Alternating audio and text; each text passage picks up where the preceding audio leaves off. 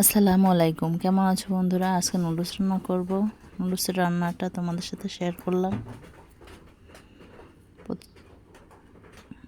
একটা নুডলস নিয়ে নিলাম, একটা পাতিলে একটু পানি দিলাম, আলাদা একটা ডিম সিদ্ধ করলাম।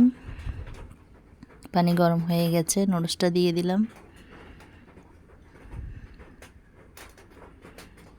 একটু নরম হলে এটাকে নেড়ে চেড়ে নেব।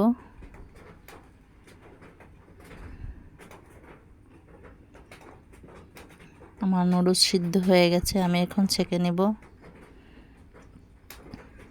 ফ্রাই প্যানে তেল দিলাম,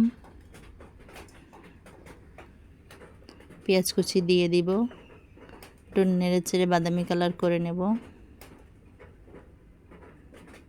স্বাদ মতো লবণ, এখানে সল্ট দিব, আদিনা সল্ট।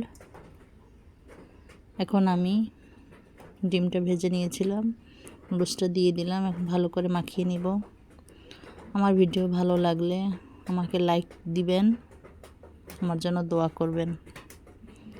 এখানে সল্টটা দিয়ে দিলাম, নুডলসের মশলাটা দিয়ে দিব। ভালো করে মাখিয়ে নিতে হবে এখন। তারপরে গরম গরম পরিবেশন করতে হবে। বাসায় সবাই ট্রাই করবেন। সবাই ভালো থাকবেন, আমার জন্য দোয়া করবেন, আমি যেন আপনাদেরকে আরও ভালো ভালো ভিডিও দেখাতে পারি।